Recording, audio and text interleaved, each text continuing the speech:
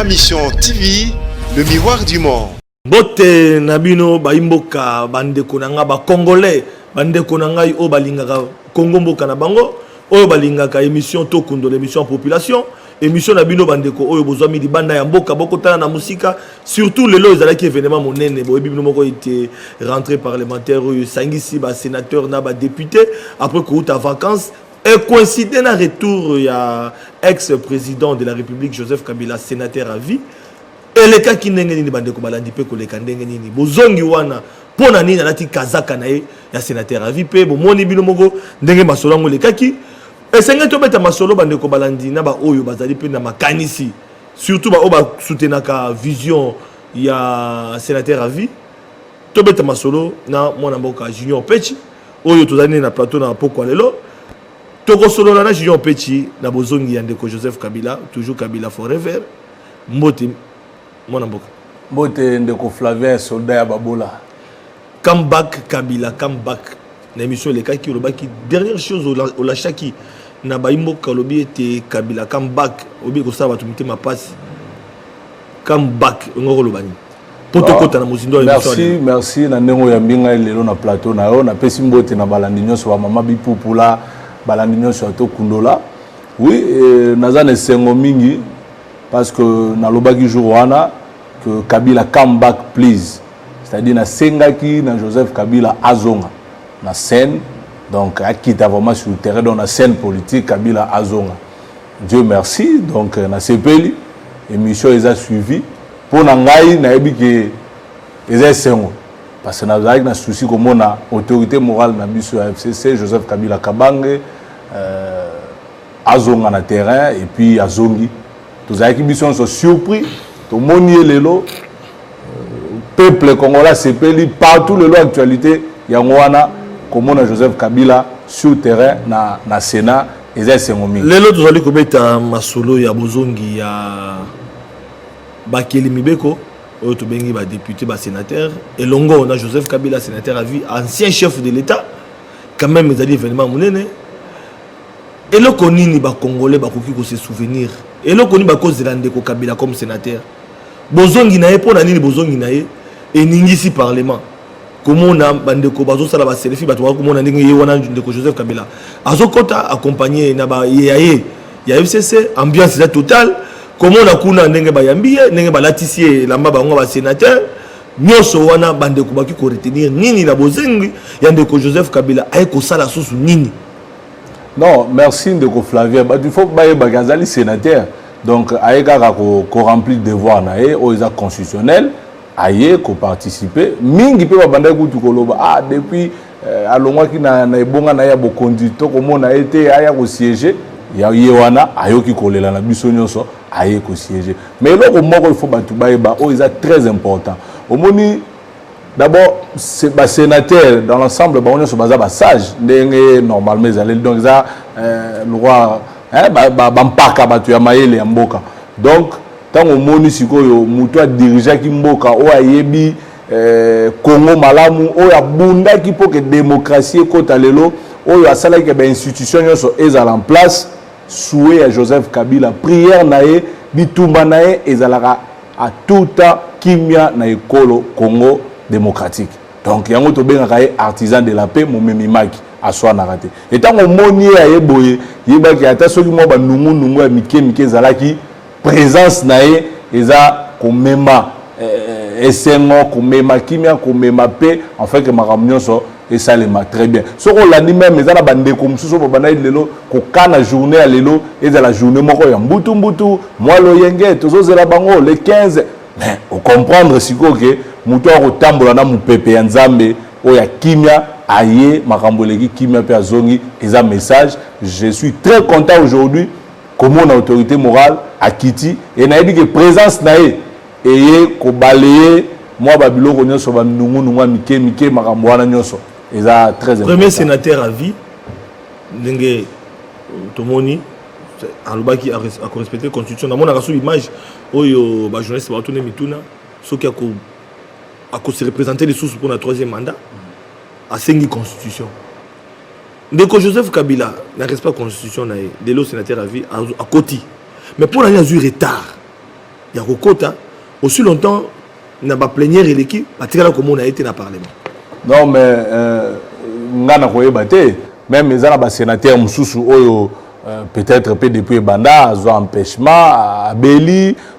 ça arrive et ya kanango mais le plus important yewana ye et puis je pense pas que ezalambala ya liboso pe ya suka ezala liboso mais vous aya suka te donc to komesana sikoyo soki amoni et soki sengeli aya amoya il faut ba comprendre que aza sénateur lokola ba sénateur nyonso te aza mutu akambaki mboka pendant 18 ans ancien chef de l'état koya na ye ezosenga ba service même ya sécurité ezala pour tout le monde biso soto ezala kwana mutu nyonso ko luka ka mona ye photo makambo ebele bele alors soka banda koyaka chaque plénière je pense que moi ba trouble ko zo moni ba embouteillage tout le monde alingi amona ye alors circulation makambo ebele voilà pourquoi zoya tango sengeli on a biso que soko tali bien le 15 septembre batu mingi ba banda ko kana eza la journée en Mbutumbu. Tokoya, Tokokende boy, bandeko mususu ngamu boy, ba fingi président de l'Assemblée nationale. Vous avez vu ndenge moi tension zalaki. Mais tant voyez, yo moko comprend que journée l'équipe SNO. Ambiance makambo wana. Donc lobby peut to comme ça na comment on appelle Félix Tshisekedi ancien président après ba mandat na ye. Voilà pourquoi il peut être le deuxième sénateur à vie. Mais yango na bango comme ancien chef de l'état. Voilà, yango na bisa ko nzela Joseph Kabila Kabange a tracé pour na Congo. Tshisekedi akoya, lobby akoya. Voilà, nzela o ya tracé. Nzela o ya tracé congolais nyonso akoleka. Encore une fois lelo o biso to vivre encore lelo eza biloko na ba Mali bazo luka yango. Na ba Guinée, na ba Côte d'Ivoire bazo luka bazala na un Joseph Kabila. Tala et c'est mon peuple à yoki lelo de ko Flavien ko mona ya koti na ça même ba collègues na sénateur ba beti maboko ba wono kanga ba photo et ça sentiment de joie depuis Congo ezala Congo to vivre alternance pacifique to mona un ancien chef de l'état vivant ayepe na Sénat c'est vraiment c'est ba moment moko historique magique depuis que tout nga 60 ans indépendance événement est marqué histoire ya Congo pour ngai c'est l'alternance pacifique. Alors, Batoumisou Babi Ndeko Flavien, Joseph Kabila Zongi, na scène Bamoni Ndeko Jean Petit, yango moni to bengi so bembango bango po, olobaki Joseph Kabila come back please. Azonga lisusu. Ba pano et c'est telemi na ville à Kisasa, au Bombaki, mais tous autres c'est na Kisasa to mona ba pano ya Joseph Kabila come back, au so telemi ba pano na bitu zo ko misolo wana wapi. Oyo zo soutenir dépôt bandaka wana kutu yo soutenir à longo des chefs de l'état tout le monde a association belé et soutenir pendant que mon konzambo tala pe ya fati ndenge botamia ya fati pe botamia belé mais mon ko na pouvoir association na kangama miso bazonga ba poto wana parenthèse lelo Joseph Kabila akoya na Sénat pour asala nini eloko nini yo attend que mon kelimi beko asana yango wana ya solo oyo tango ya ki président de la République depuis 18 ans après ça il na ba congolais te on a Sénat ya keiwana akosa mosane penza ya molobé la population oyebi na koyebi sayo rôle ya Joseph Kabila na pesa lycée c'est ça le rôle la capitaine équipe bobeti match bokomi na 75e minute bozo mené 3-0 n'est-ce pas santé na ye azu moi choc na likolo abimi abimi mais azotala ce qu'on est match ezo continuer. Mais azo veiller à ce que l'équipe nae et continue toujours qu'on gagne pour que ACPL. Au moment où on a illustré même joueur de l'équipe nationale Nabiso capitaine à l'époque Youssouf Moulumbu a bimé à choc mais a bandi ko motiver baninga pour continuer. C'est-à-dire que zone qu'on a rôle il a contrôler l'équipe et continuer. Le raïs Joseph Kabila Kabane à l'okoti Congo biteni na biteni a sangisi yango 1+4 kimi ekoti na mboka aye na constitution démocratique toke na maponami a sali deux mandats na ye selon constitution atiki abendani alternance pacifique et salimi Félix Tshisekedi mokonzi mboka siko le rôle na esko avandi azotala a veiller na respect ya mibeko ya mboka a veiller na kimia na stabilité ya institution ndenge atikaki yango alingisi ko continuer bongo donc na minute aza sage mpaka na suka mboka atie loboko boazo tala tokende bo voilà rôle ya Joseph Kabila Kabange yango wana paka ozo mpaka pendant ki ba mususu ba mona ki mpaka wana 18 ans anyokoli ba population 18 ans ba étudiant bateka ba carte préparée ti lelo 18 ans misala ezala raté 18 ans salaire à fonctionnaire et les $100 té 18 ans et puis balobi likamba violation constitution o bande ko bele ba ko telemela ndeko Félix Tshisekedi babi ke ye ndeko Kabila nda bandaki yango pe bango bakomi ko imiter tala héritage article Félix Tshisekedi nande bazali ko continuer mais tout la population na boy lobe comment vous funge mukamate mu non omoni les autres na mutuna la population ndeko Flavien kolonzamba opesa nga makoki to bando sala vraiment chaque semaine ata 2 émissions na banda ko expliquer population kolongola ko balaye balukuta o basala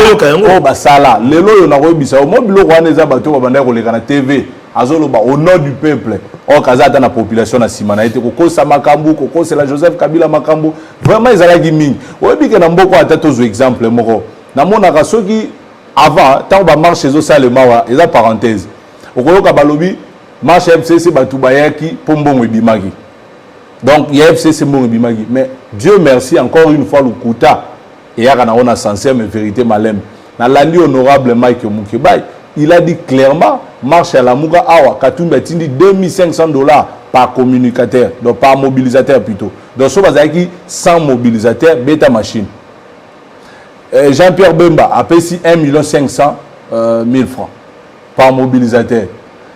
Martin Fayulu nda tindaki $100 par mobilisateur wana mbongo to eza makasa ya kwanga donc bango pe opposition pour la mobiliser bango pe ça ça malobe bimi pas honorable Mike Mukebay azana kati la muka azala ki mobilisateur apesa ki pe mbongo il a avoué le opposition ko sera ngo déjà bandaka la na biso nzambe o yazana biso maleme na ebisa ko ndeko Flavien bato wana nyoso banda ko kosa Kabila ceci ce sont des menteurs moi j'ai toujours dit ceux qui bato baloba que Kabila mutu mabe ceux qui vraiment Kabila za mutu mabe est-ce que ça l'alliance na mutu za mutu mabe c'est faux. Alors peuple congolais eza bato banda ko kosa yana biso que mukolando zo makoki to bando lekana mission hôtel sabat soki bato ba koloba que mboko Joseph Kabila atika yango ya kokufa comment est-ce qu'en Afrique toza plus de 50 pays armée na biso eza la classée 9e mboko bino bolobi que eza kokufa et ça c'est inconcevable obata magana armée mobutu atika armée te na musée le roi Désiré Kabila ya pesa ngo pe Joseph Kabila kuti mboko ba institution mususu banda ko louer na lupango wa mutu ministère ezo louer lelo ministère nyonso koma ni sika na ngo immeuble intelligent salema to kuti na mboka oyo banzela ya kobuka na mutu palongo awa akende bandundu babando sala 3 semaines so zu vacances à Pâques étudiant zoya mona kisasa vacances silele na nzela zongi mais lelo koma jour moko ndeko Flavie ozu mutu kano komi kikuito zongi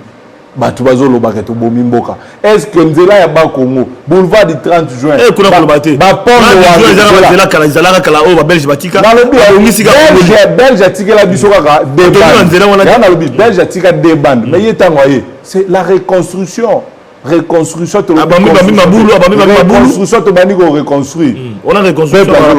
lelo to mona ka batu nyonso vous partez à l'hôpital cinquantenaire bolobi ke to boma mais cinquantenaire wana eza evranen encore plus grave j'ai toujours dit aux gens si tout le monde peut parler aujourd'hui librement muta ko loba nenga lingi na bamboka mususu akatsa na Brazzaville ba chaîne ekoki 20 te na Congo boko meta 300 liberté d'expression, démocratie, constitution, on a le lobby. C'est là. Fruit à Bitumba, opposé, mais c'est la prison. Le lobby, c'est là, le lobby, balobara. Entre autres, constitution, les alaki, taillé, constitution, on a tout ça, il a un mot, mais aujourd'hui, constitution, on a des moutunions, ça comme possible. Parfois, on a la raison qui est sincère. Ce qu'on a autant la constitution. L'obata, merci Joseph Kabila. Parce que Mobeko evandisi histoire ya mboka na biso Congo le plus grand travail et evandisi histoire ya mboka lelo mutu nyonso bakanga yo basimba yo ceci constitution so yoki makambo Martin Fayulu wa violation ceci na Théodore parce que bayebi ke Joseph Kabila tikela biso Mobeko likondi et ça bolipolo baka mutu wana bomi mboka non kende na Guinée tuna bango bako biso bo defisa biso Joseph Kabila ce qu'on a Mali, Joseph Kabila. Mais tu défi Sabino Yete parce qu'en 2023, moi j'estime que Joseph Kabila a la candidat, il y a population congolaise en 2023. Kamba qui ont les bandits. Oui. Oui. Candidat. Et puis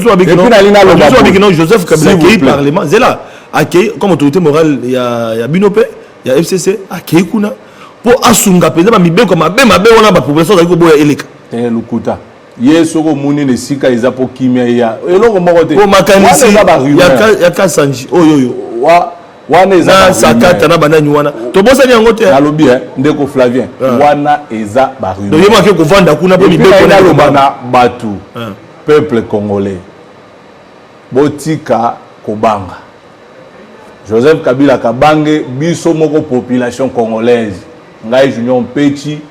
ba kabiliste nyonso ba congolais nyonso to ma candidature na ya 2023 c'est ninda ko se décider soki ya ko valider candidature na to amoni ka ko valider te mais na 2023 biso to porter candidature ya Joseph Kabila kabange na magistrature suprême comme candidat na biso ya peuple congolais parce que bisika nyonso to ko kende population aza na besoin na siko bolingo expliquer pourquoi voilà pourquoi nga na lobby Kabila come back please naza ko senga na ya zonga naza ko senga na ye. Et quand je parle, Nazali ko engager Asbel Kabila forever na peuple congolais oyo bananzela na ngai basenga Kabila zonga donc to déposer candidature na pour na reçu que ça to kota vraiment to zonga na sujet de ko Joseph Kabila sali. Et puis pardon s'il vous plaît bato ba ko nazomona bato mususu oh Kabila avant na ye kaka na kingakati asala makambo na ye mais moi je ne comprends pas mutaza soki na moins de 50 ans bolingi bo benani na scène politique pour pourquoi Atiki pouvoir jeune mais attends Atiki aza constitution d'Atiki na lobby aza politicien ata bomoni o akomi boyete aza politicien pourquoi bino bozo banga botike na kingakati abatela mwasi na bana vous avez peur pourquoi question sur na tuna parce que on doit lire entre les signes Joseph Kabila tant aza ko remettre pouvoir o bobenga passation de pouvoir akati suki akati mandefu ane lo mususu atiki abimi aki Joseph Kabila kozonga na scène alati so elongi akala mandefu suki apembe mandefu apembe e komo bangisa suna bato eza lokola moto akendaki na maki abimi na maki tane babimanga na suki na mandefu Talelo Joseph azongi pe foulé parlement on a côté pe balatisi penza il amba sénateur ndenge to komona bilili et puis à côté bayambi a participé na assise alelo toki ko bani Joseph Kabila na elongi wana na mandefu wana azongi pe récupérer pouvoir na ye donc coalition sincère au bande ko ba botira aux sincérité yango Joseph Kabila ye na parlement pour matérialiser yango par rapport à coalition na bino c'est pas que non boyena mutema mabe bo leksa balwa na bino bo mamboka et que Joseph Kabila songa na 2023 merci pour na kosuki ça na koloba boyende ko Flavien pouvoir ko récupérer en côté na makasi sto na ndengenité na 2023 tant biso tozo senga ya bongo ya pété te yokate 2023 mbongo Covid-19 yokana otuni glissement bilo ba bisaka bango pe ba otuni nga mutuna biso tozo senga boza 2023 boza 2026 biso peuple congolais biso nde souverain primaire biso nde bokonzi utarepa na biso to sengi na ye atia ilongi na ye na 2023 biso yango nazoloba pouvoir à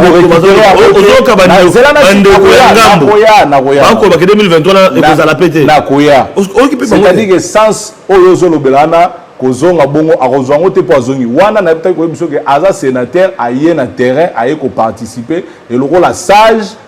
et memi kimia et memi sengo makambu ezate kozonga na ye eza na kati ya constitution tango to kosala ba élection des peuples moko mosala ni na mosala alors yango nazoloba tango yo lobi bande ko mususu ba élection kozalate yebisa bande ko ba ballon d'essai des peuples no boka au détour ba mbe boka no élection zate yosilisa yebisa bande ko wana ata ba tena 2020 ata ba tena 2025 ata ba tena 2040 élection ekozala kaka et tango bazo pousse élection bayeba que majorité parlementaire ekotikala ya FCC majorité na gouvernement ekotikala ya FCC bango bato bazolo ba biso to blokaka biso nde batu mabe seul moyen ko se débarrasser na biso seul moyen ko sala que non accord ici là et sengel élection en 2023 c'est là vous avez bien sûr bien assurance que l'élection 2023 c'est très important FCC s'il vous plaît batu bozolo ba que bolingi coalition wana te et puis vous avez une élection. C'est bizarre. Si vous avez une coalition, seul moyen coalition est si là, il faut une élection. Comme ça, le peuple a dirigé à Sika. On a dirigé à Sika, c'est ça qu'on a peine à battre. Il y a un ambition. peuple la machine à Félix Tshisekedi la machine à Kabila na lobby boy la machine à Félix Tshisekedi na lobby boy machine ezalaka ya mutu te ya façon ko ezalaka ya seni mokonzi mboka bandeko na yo ba journaliste o balobaka lobi ke machine wana ezalaka ya voler lelo baza ba député otunaka bango te bakoma ba député ndenge nini otunaka bango te et puis so to analyser bien par rapport à makambo wana vote direct na indirect tous on a fruit à vote direct na ka ba député na bino o bazali ba journaliste ba opposant est-ce que deux députés wana safuna mukebai baza digne lelo ya kobenga ba honorable mais ils ont fruit à vote direct non parce que ba kosaki peuple tous on a musala makasi ya relation la population il faut voter nani tala ba fruit bo pesi biso bana lingwala tala fruit bo pesi biso mukebai bana mwamba tala fruit bo pesi biso Daniel Safu bana baza ba honorable te baza ba honorable te kombo na o balati honorable na makambo bazo sala za honorer bango te eza soni et puis ma mingi wana eza fruit à vote direct merci merci lelo le bisi biso te China Rambo lelo ni ko ça na parlement maintenant si go biso qui sont pour yeba tomboli azali sénateur qui sont contre yeba tomboli azali sénateur na ebisa yo que non aza capitaine équipe ndenge atikaki Congo eza ko mener match na 3-0 capitaine azongi na terrain te anga sante te ayende ko tala que non naza sûr que ba joueur bozo beta voilà bandeko à suivre voilà parce que à suivre Congo na minute Congo eza ko gagner to pesi leçon ya démocratie en Afrique donc to lingi tika la bongo to lingi stabilité to lingi voilà to tiki bato na posa na olinga pe moko mususu na pe face à face na China Rambo sénateur na yami pe sénateur à vie liboso a répondre pe na mituna ya mikolo idéologie objectif s'il vous plaît de reflète mon anga suka nazo continuer koloba Joseph Kabila Kabange come back please lisusu eloko tozo kosenga na Joseph Kabila come back please tomoni na parlement come back please na eloko mso koloba te nazo s'organiser ba marche ba panneau opération eza Kabila zonga pardon Kabila come back marche ni po zonga marche to senga ya zonga parce que autant la pe senga Kabila zonga to senga ne ya postuler ngai Kabila ko ça na ye azala candidat ba bazo banga ponani moi nga naza sûr que peuple alingi mutu siko bino bolingi bosala ni mona batu na moins de 50 ans peuple azo senga mona changu atiki gombe mpepe ya gombe atiko na changu mabele na ete soka leki kaka siko ko mona masina changu voilà bandeko balandi ezaki sengo mingi mais za makambo limsu to besana ngote okonza mboka mesana na gombe akufa na neka na changu baba changu ya place te mais valoriser changu avanda bana changu abimanga na pardon maman Olive pe atongi hôpital moderne kaka na changu donc bana changu vraiment boza vraiment oui Raïs alingaka Congo mobimba mais changu sikoyo mais so tshedi baya candidat député na changu na odeka ya za na niveau de députation te na kombo na ende biso to bimba ba député bato bazo bimba ba député ye niveau na eza députation te il y a un niveau de députation. Voilà, au moment que Tchangou a mabélé na bango, maman Olive va que hôpital car na Tchangou. Donc merci beaucoup. Voilà. To comme la souka ya émission spéciale pour na koloba spéciale par rapport à l'actualité. Donc Mbala Liboso, ancien chef de l'État, il y a République démocratique du Congo, a foulé comme sénateur, Bobi Kaza sénateur, à sa apparition, ils allaient qui quand même événement pour la Romana Ndengen, salle Ningana qui congrès en Ningana qui Ndenga Balatsa qui est la mode à qu'on l'appelle Kolata, à vous de Kazaka, il y a président de la République, mais si quoi Kazaka, il y a sénateur à vie, à Kosani Gunande Mituna Tika la population China Rambo, à Koniko Salani na parlement, Tokolukato Yeba, Babi capitaine à Koti. Pour Atala, match Negezobetama 2023 de Makamo. Alors, tous comprendre les soutiens, Makamo nous a dit que voilà, merci beaucoup, National Pechi, pour Ozalaki Kuna, Oyembangu, pour nous commenter l'actualité. Oyo, Tokuta Lobby, Bandeko Balandi, n'a invité Moussous sur la Massola Mboka, pour que l'on ait un bota na bino. Batondo.